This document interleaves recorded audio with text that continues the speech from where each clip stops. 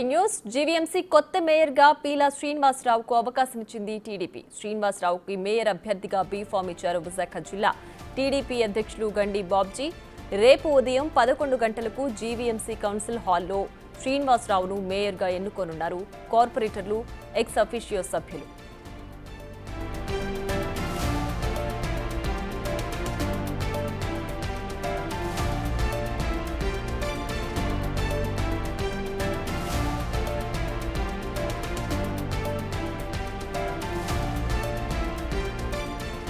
ఇక జీవీఎంసీ కొత్త మేయర్గా పీలా శ్రీనివాసరావుకు అవకాశం ఇచ్చింది టీడీపీ. దీనికి సంబంధించి పూర్తి డీటెయిల్స్ మా ప్రతినిధి రాజు అందిస్తారు. రాజు, చెప్పండి, కొత్త మేయర్గా పీలా శ్రీనివాసరావుకు అవకాశం దక్కింది కదా, దీనికి రేపు ఎన్నిక ఏ విధంగా ఉండబోతోంది, ఏంటి దీనికి సంబంధించి పూర్తి డీటెయిల్స్?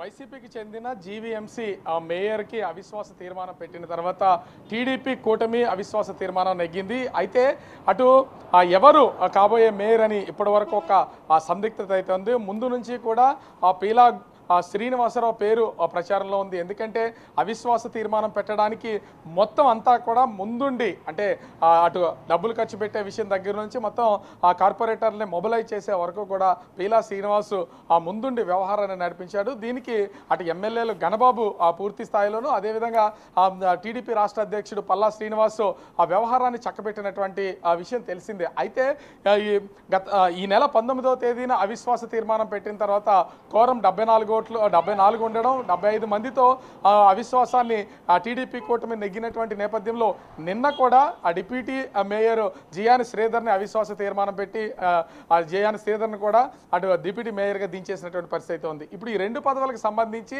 ఎవరు విశాఖ జీవీఎంసీ మేయరు, ఎవరు డిప్యూటీ మేయర్ అనేది ఇంతకు ముందు వరకు కూడా చర్చ కొనసాగింది. అయితే రేపు ఉదయం 11 గంటలకి జీవీఎంసీ కౌన్సిల్ హాల్లో ప్రత్యేక సమావేశం ఏర్పాటు చేసి ఈ మేయర్ని ఎన్నుకునే అవకాశం ఉన్నటువంటి నేపథ్యంలో కొద్దిసేపటి క్రితం అందరూ ఊహించిన విధంగానే పీలా శ్రీనివాసరావుని విశాఖ జీవీఎంసీ మేయర్గా ఎన్నుకుంటున్నట్లు బీ ఫామ్ని విశాఖ జిల్లా టీడీపీ అధ్యక్షుడు గండి బాబ్జీ అయితే అందించిన పరిస్థితి అయితే ఉంది.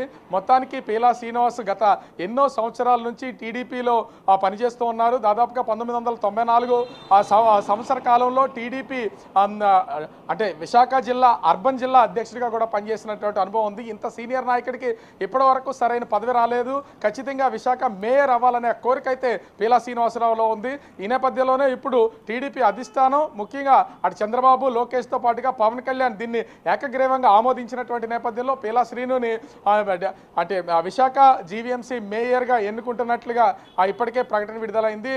బీ ఫామ్ను కూడా అందజేశారు. రేపు ఉదయం 11 గంటలకు ప్రత్యేక సమావేశాన్ని ఏర్పాటు చేసి ఈ మేయర్ని ఎన్నుకునే అవకాశం అయితే కనిపిస్తుంది. దీనికి అటు టీడీపీ అదేవిధంగా బీజేపీ అటు జనసేన పార్టీలు హాజరయ్యే అవకాశం అయితే ఉంది. మరి వైసీపీకి సంబంధించినటువంటి కార్పొరేటర్లు హాజరవుతారా లేదనేది తెలియాల్సినటువంటి పరిస్థితి అయితే ఉంది.